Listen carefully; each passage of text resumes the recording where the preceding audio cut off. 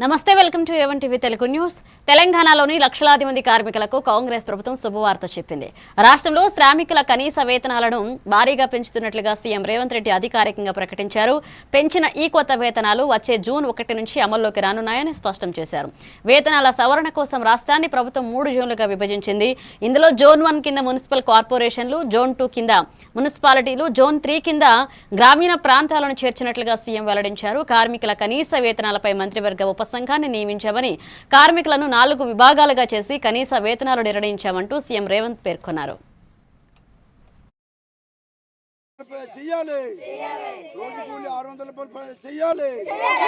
అలాగే ఈ ఎండల్లో పనిచేసినందుకు మజ్జికి మంచినీళ్ళు సప్లై చేయాలి. మజ్జికి మంచినీళ్ళు సప్లై చేయాలి. మజ్జికి మంచినీళ్ళు సప్లై చేయాలి. పనిముట్లు సప్లై చేయాలి. పనిముట్లు సప్లై చేయాలి. పనిముట్లు సప్లై చేయాలి. పనిముట్లు సప్లై చేయాలి. పనిముట్లు సప్లై చేయాలి. దేశీయ అభివృద్ధి చేయాలి. దేశీయ అభివృద్ధి చేయాలి. దేశీయ అభివృద్ధి చేయాలి. దేశీయ అభివృద్ధి చేయాలి. రోజు కూలి 600 రూపాయలు చేయాలి. రోజు కూలి 600 రూపాయలు చేయాలి. రోజు కూలి 600 రూపాయలు. సంవత్సరానికి 200 పని దినాలు కల్పించాలి.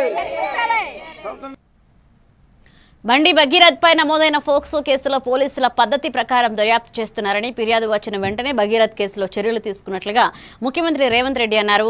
భగీరథ్ లొంగిపోలేదని, పోలీసులు అతడిని అరెస్ట్ చేశారని స్పష్టం చేశారు. తనిఖీలో బండి భగీరథ్ దొరికాడని పోలీసులు చెప్పారని, నేను పోలీసుల మాటలని నమ్ముతానంటూ చెప్పారు.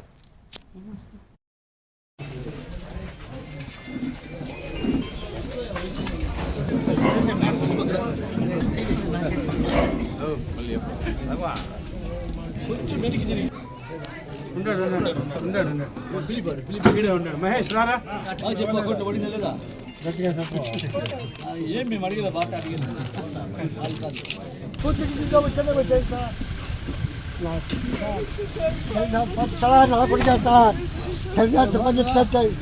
ఒక మంచి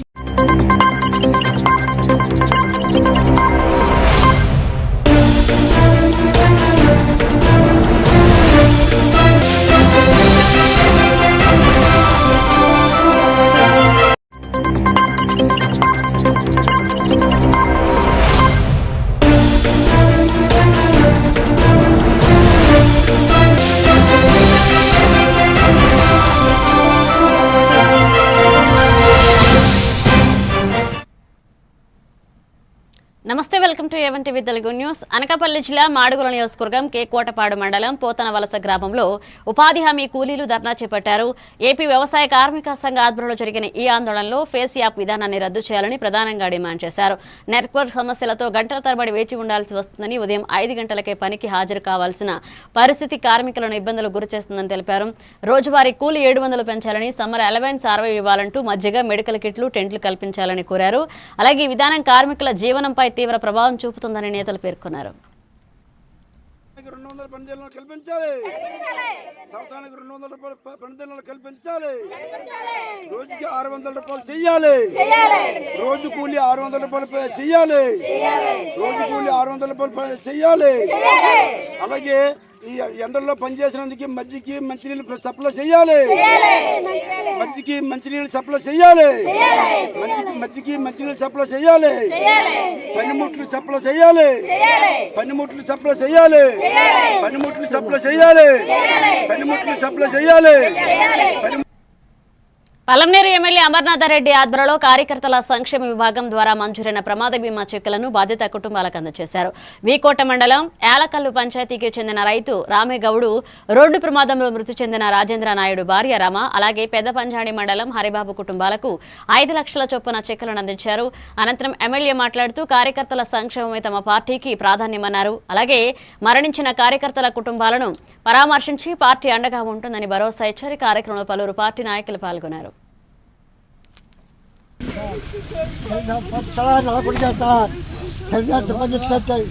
ఒక మంచికి దుడ్డు ఇట్లుగా బండ్లు మొత్తం ఇంతవరకు దుడ్డు ఇచ్చారు సార్ ఒక్కరి పైసా చేయలేదు ఎలక్షన్ మౌలానే సార్ ఎలక్షన్ మౌలా అంటే పేరు పడదు సార్ అవును సార్ నా చేపు డబ్బుతుంది నా చెయ్యి చిన్న పిల్లలు సార్ చిన్న పిల్లలు గాడి అదే చెప్తే కదా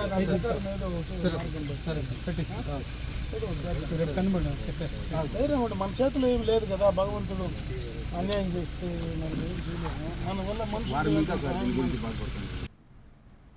ప్రకాశం జిల్లా ఎర్రగొండపాలెంలో ఇంధన శాఖ మంత్రి గొట్టిపాటి రవికుమార్ మాట్లాడుతూ విద్యుత్ వ్యవస్థ బలోపేతానికి సీఎం చంద్రబాబు ప్రత్యేక చర్యలు చేపట్టారన్నారు. 3.80 కోట్లతో ఐటీ వరంలో 33/11 kV సబ్స్టేషన్ ప్రారంభించారు. కూటమి ప్రభుత్వం వచ్చాక 200 సబ్స్టేషన్లు నిర్మించామని, త్వరలో 625 ఏఈ పోస్టులు భర్తీ చేస్తామన్నారు. వెలుగొండ ప్రాజెక్టును త్వరలో పూర్తి చేస్తామని వెల్లడించారు. వైసీపీ హయాంలో వ్యవస్థలు నిర్వీర్యమయ్యాయని విమర్శించారు. సూర్యాగర్ పథకం, ఆర్టీసీ బస్టాండ్ శంకుస్థాపనతో పాటు అభివృద్ధి పనులు వేగంగా కొనసాగుతున్నాయని మంత్రి పేర్కొన్నారు.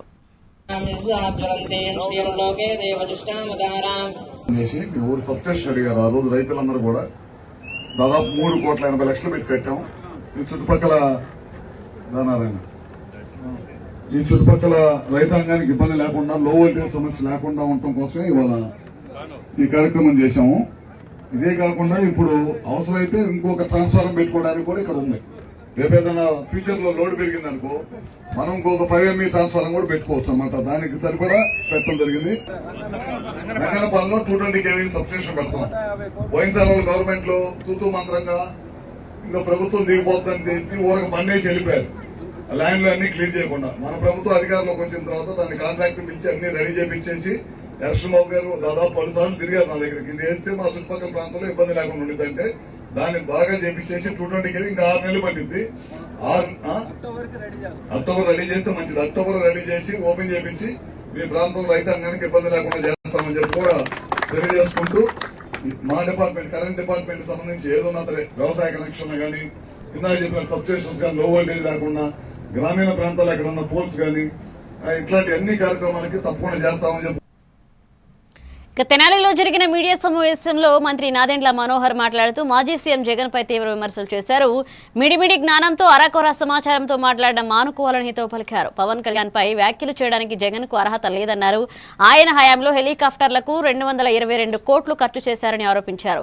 దీపం 2 పథకం ద్వారా లక్షల మందికి గ్యాస్ సబ్సిడీలు అందిస్తున్నామన్నారు.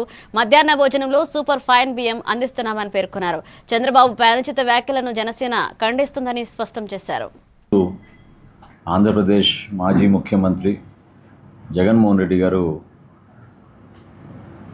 పత్రికా విలేకరులతోటి సుదీర్ఘమైన ఒక ప్రెస్ కాన్ఫరెన్స్ ఏర్పాటు చేసి కొన్ని అభ్యంతరకరమైన విషయాలు, అదేవిధంగా ప్రభుత్వం పైన ఆయన చేసిన విమర్శలకి ఖచ్చితంగా ప్రజలకు అందించే విధంగా సమాచారం ఒక బాధ్యతతోటి ఈరోజు నేను ముందుగా ఈ పత్రికా సమావేశం ఏర్పాటు చేశాను. మా పౌర సరఫరాల శాఖకు సంబంధించిన 2 ముఖ్య అంశాలు. ఒకటి, దీపం పథకం కింద రాష్ట్ర వ్యాప్తంగా ఒక అద్భుతంగా పారదర్శకంగా జరుగుతున్న కార్యక్రమం గురించి ప్రజల్ని తప్పుదారి తీసుకెళ్లే విధంగా జగన్మోహన్ రెడ్డి గారు మాట్లాడారు. 2024 జూన్లో మా ప్రభుత్వం ఏర్పడిన తర్వాత గౌరవ ముఖ్యమంత్రి గారు, అదేవిధంగా గౌరవ ఉప ముఖ్యమంత్రి గారు దీపావళికి 2 రోజుల ముందు సమావేశాలు ఏర్పాటు చేసి రాష్ట్ర వ్యాప్తంగా దీపం పథకం సూపర్ 6లో భాగంగా మేము ప్రారంభించాం.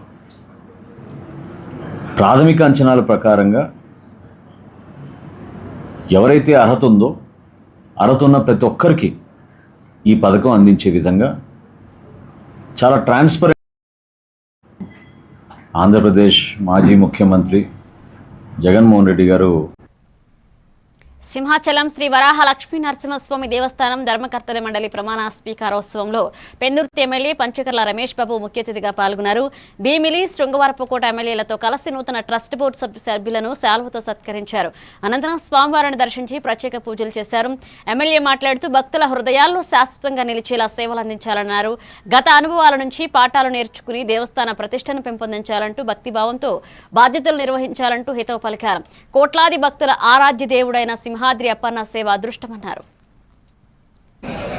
నా యొక్క శక్తి వంచన లేకుండా న్యాయంగా నిస్వార్థముగా పక్షపాతరహితముగా భయం లేకుండా అభిమాన దురభిమానులకు తావివ్వకుండా 30/1987 వరాహలక్ష్మి నృసింహస్వామి వారి దేవస్థానం సింహాచలం ధర్మకర్త అయిన నేను ప్రత్యక్షంగా కానీ వరాహలక్ష్మి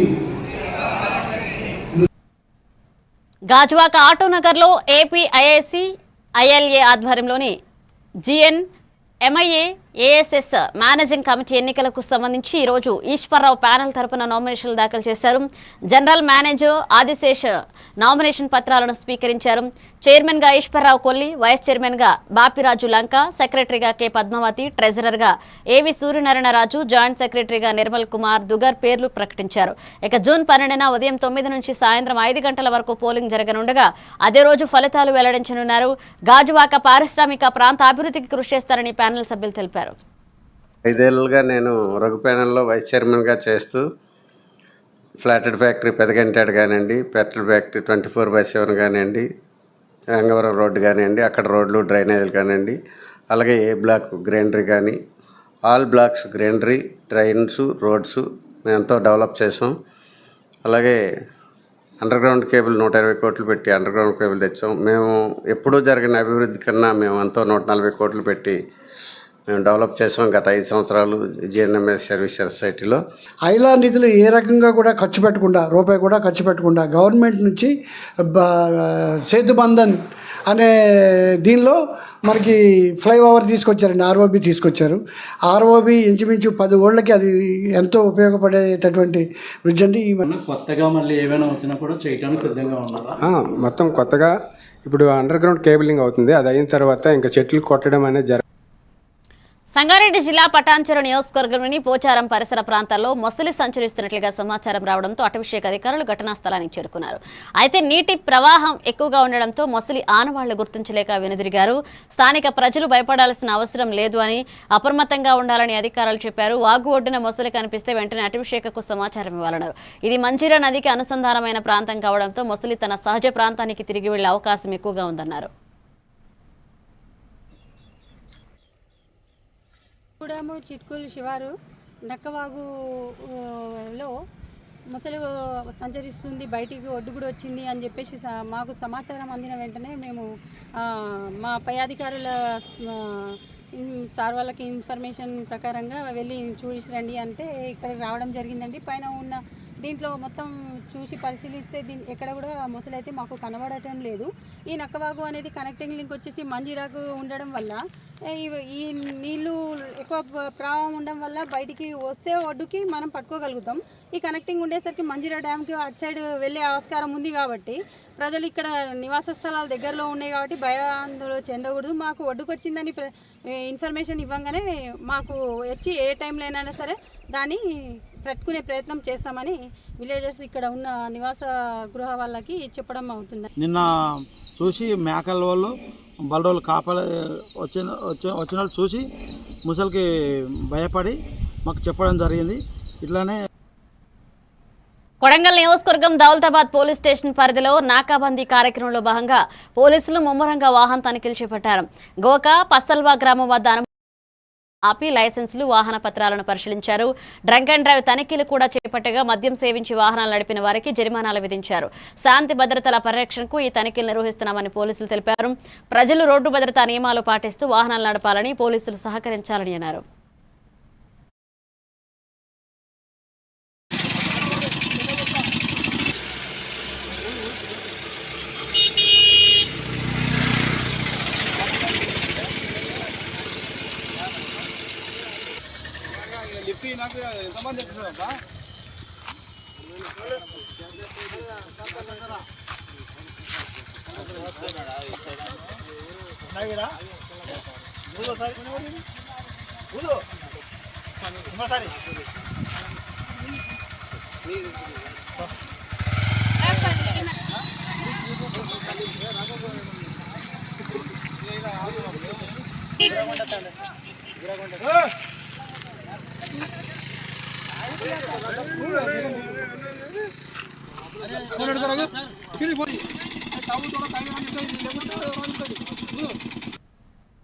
మార్కాపురం జిల్లా కనిగిరి షిరిడి సాయిబాబా దేవస్థాన ఆధ్వర్యంలో సాయిబాబా కళ్యాణ మండపంలో గురువారం సాయి ప్రతిభ పురస్కారాలు ఘనంగా నిర్వహించారు. కనిగిరి, వెలిగండ్ల, హనుమంతునిపాడు మండలాలకు చెందిన ప్రభుత్వ పాఠశాలలో 10వ తరగతి ఇంటర్లో అత్యధిక మార్కులు సాధించిన 79 మంది విద్యార్థులకు బ్యాగు, షీల్డ్, మెడల్ అందజేశారు. 23 మంది విద్యార్థులకు ఆర్థిక సహాయం అందించగా సద్గురు సాయి సేవా సమితి ఆధ్వర్యంలో 10 మంది పేద విద్యార్థులకు 20,000 సహాయం చేశారు. ఈ పునర్నిర్మాణం చేసేటప్పుడు భాగస్వాములైనటువంటి మన గౌరవ శాసనసభ్యులు ఉగ్రనరసింహారెడ్డి గారి ఆశీస్సులతో ఆ రోజులు కూడా ఎమ్మెల్యేగా ఉన్నారు. ఎన్నో సందర్భాల్లో కూడా సుబ్రహ్మణ్యం గారు చెబుతున్నారు. దానికి తోడు తిరుపతి రెడ్డి అన్న అందరు దాతల సహాయంతో ఈ గుడిని ఇంత పునర్వైభవం తీసుకొచ్చేసి అన్ని విధాలుగా సమకూర్చినటువంటి దేవక సుబ్రహ్మణ్యం గారికి, అలాగే ప్రతిరోజు నిత్యం ఈ గుడికి ఏదో విధంగా ఆదాయ వనరులు పెంచాలని చెప్పని ఆ బాబాని నమ్ముకున్నటువంటి ముచ్చర్ల ధర్మ గారికి, ఈ మధ్యకాలం ఇందాక మురళి చెప్పాడు, ఇది 12వ ప్రతిభా పురస్కారాలు అని చెప్పాను. బాపట్ల పట్టణంలో ఆపరేషన్ క్లీన్ స్వీప్ కార్యక్రమాన్ని స్థానిక ఎమ్మెల్యే ప్రారంభించారు. శ్రీ క్షీర భావనారాయణ స్వామి దేవాలయ సమీపంలో జరిగిన కార్యక్రమంలో ఆయన స్వయంగా పారిశుద్ధ్య కార్మికులతో కలిసి రోడ్లపై చెత్తను ఊడ్చి ట్రాక్టర్లో లోడ్ చేశారు. అనంతరం ఫుట్పాత్ పై ఉన్న ఫ్లెక్సీలను తొలగించి ట్రాఫిక్ కు అడ్డుగా ఉన్న తోపుడు బండ్లను వెనక్కి జరిపించారు. రోడ్లు, ఫుట్పాత్లను ప్రజల కోసం మాత్రమేనని, పరిశుభ్రత అందరికీ బాధ్యత అని ఎమ్మెల్యే తెలిపారు. బాపట్లను స్వచ్ఛ పట్టణంగా తీర్చిదిద్దేందుకు ప్రతి ఒక్కరూ సహకరించాలని పిలుపునిచ్చారు.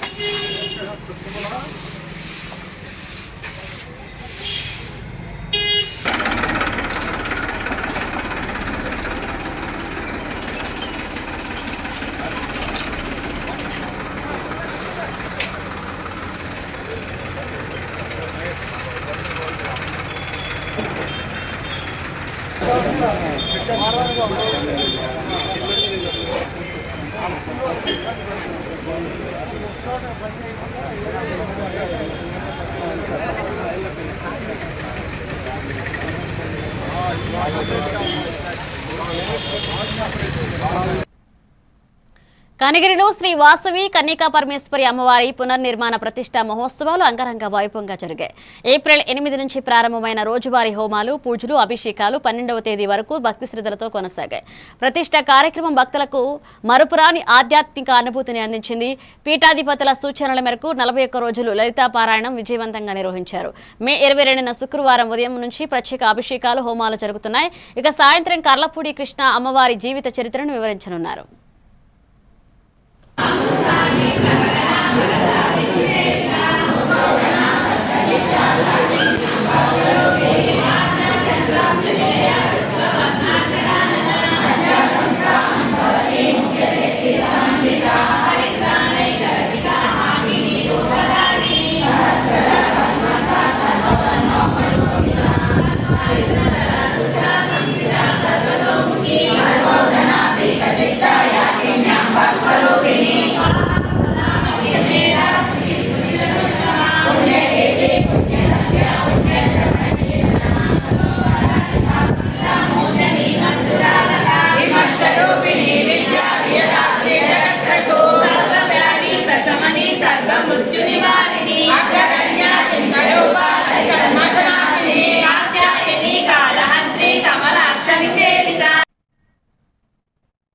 జనసేన పార్టీ అధ్యక్షులు ఉప ముఖ్యమంత్రి పవన్ కళ్యాణ్ ఆదేశాల మేరకు ప్రకాశం జిల్లా అధ్యక్షులు షేక్ రియాజ్ సూచనలతో సింగరాయకొండలో భారీ చేరికల కార్యక్రమం జరిగింది. మాజీ మంత్రి బాలినేని శ్రీనివాసరెడ్డి సూచనలతో జరిగిన ఈ కార్యక్రమాన్ని మనోజ్ రాయల ఆధ్వర్యంలో చేపట్టారు. గ్రామస్తులు పెద్ద ఎత్తున జనసేనలో చేరారు. ఈ సందర్భంగా మనోజ్ రాయల్ మాట్లాడుతూ పార్టీ బలోపేతానికి ఇలాంటి చేరికలు కొనసాగుతాయని, నాయకత్వ ఆదేశాలు ప్రకారం మరిన్ని కార్యక్రమాలు నిర్వహిస్తామని తెలిపారు.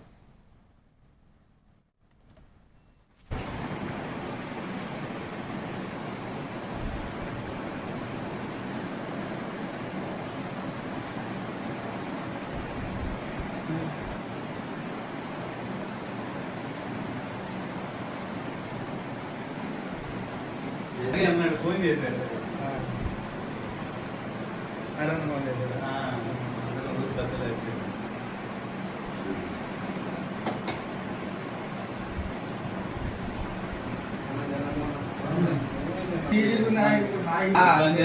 దేని పరంగా అయినా సపోర్ట్ ఇచ్చుకుందాం, చేసుకుందాం, బలపడదాం, కలపడదాం.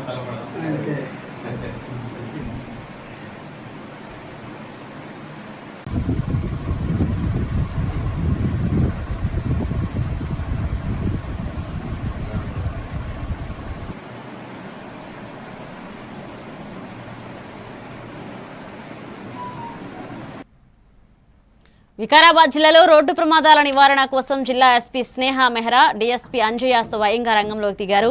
వికారాబాద్ పట్టణంలోని పలు ప్రాంతాల్లో రాత్రి నాకాబందీ, డ్రంక్ అండ్ డ్రైవ్ తనిఖీలు నిర్వహించారు. మద్యం సేవించి వాహనాలు నడపడం, హెల్మెట్ లేకుండా ప్రయాణించడం అతివేగమే ప్రమాదాలకు కారణమని ఎస్పీ తెలిపారు. నిబంధనలు అతిక్రమించిన వారిపై కఠిన చర్యలు తప్పవని హెచ్చరించారు. ప్రజలు ట్రాఫిక్ నియమాలు పాటించి పోలీసులకు సహకరించాలని డీఎస్పీ అంజయ్య కోరారు.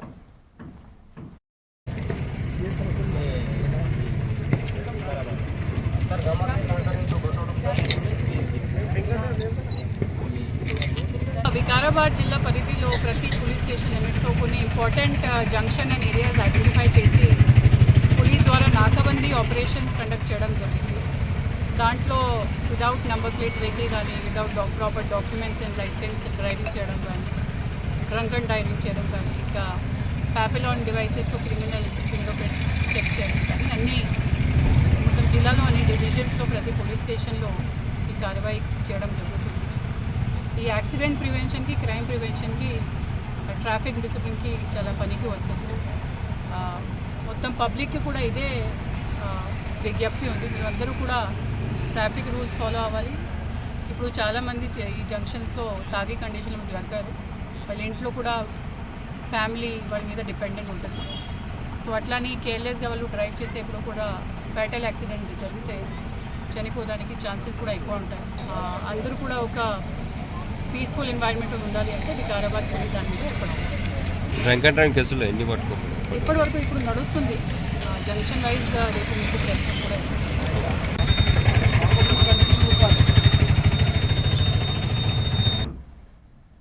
బొబ్బిలి పట్టణంలో ప్రభుత్వ జూనియర్ డిగ్రీ కాలేజీలు లేకపోవడం స్థానిక నాయకుల నిర్లక్ష్యమేనని కాంగ్రెస్ పార్టీ సీనియర్ నాయకుడు మువ్వల శ్రీనివాసరావు ఆరోపించారు. ప్రైవేట్ ఎయిడెడ్ విద్యా సంస్థల ప్రయోజనాల కోసం ప్రభుత్వ కళాశాలల ఏర్పాటు అడ్డుకుంటున్నారని విమర్శించారు. పేద, బడుగు, బలహీన వర్గాల విద్యార్థులు అప్పులు చేసి ప్రైవేట్ కాలేజీలో చదవాల్సిన పరిస్థితి ఏర్పడిందన్నారు. 1962లో ఏర్పాటైన రాజా కాలేజీ పైనే విద్యార్థులు ఆధారపడుతున్నారని తెలిపారు. అందరికీ నమస్కారం. నా పేరు మువ్వల శ్రీనివాసరావు. బొబ్బిలి నియోజకవర్గం కాంగ్రెస్ పార్టీ సీనియర్ నాయకుడిని, అలాగే జిల్లా అధికార ప్రతినిధిని. ఇవాళ బొబ్బిలి పట్టణంలో ప్రధాన సమస్య ప్రభుత్వ జూనియర్ కాలేజీ, డిగ్రీ కాలేజీ ఇప్పటి వరకు రాలేదు. మరి దీనికి ప్రధాన కారణం స్థానిక నాయకులే దీనికి సమాధానం చెప్పాలి. మరి ఈరోజు ఎయిడెడ్ కాలేజీ రాజా కాలేజీ ఒకటి ఉంది. అది కూడా మొన్న జగన్మోహన్ రెడ్డి వచ్చిన తర్వాత ఎయిడెడ్ కాలేజీలన్నీ రద్దు చేయడం జరిగింది. మరి ఈ సందర్భంలోనైనా మరి ప్రస్తుత అధికార పార్టీ నాయకులు కలుగు చేసుకుని బొబ్బిలి పట్టణంలో ప్రభుత్వ జూనియర్ అండ్ డిగ్రీ కాలేజీని ఏర్పాటు చేయాలని చెప్పి ఈ సందర్భంగా కోరుకుంటా ఉన్నాం.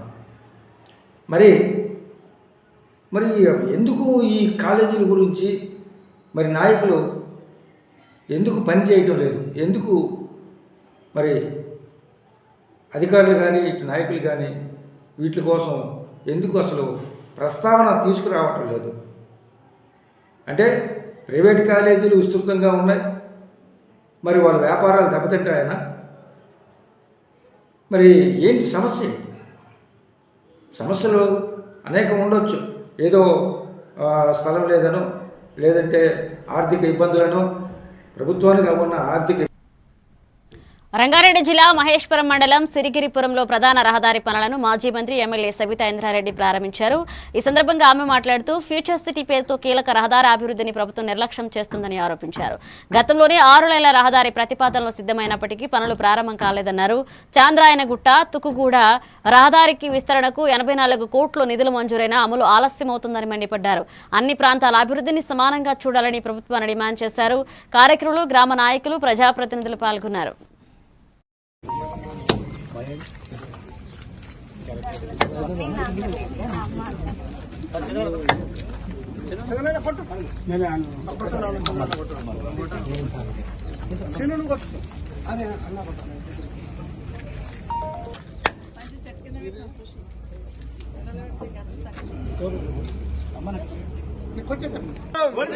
కేసీఆర్ గారి నాయకత్వం, కేటీఆర్ గారి నాయకత్వం, సబితమ్మ గారి నాయకత్వం. జై సబితమ్మ, జై సబితమ్మ.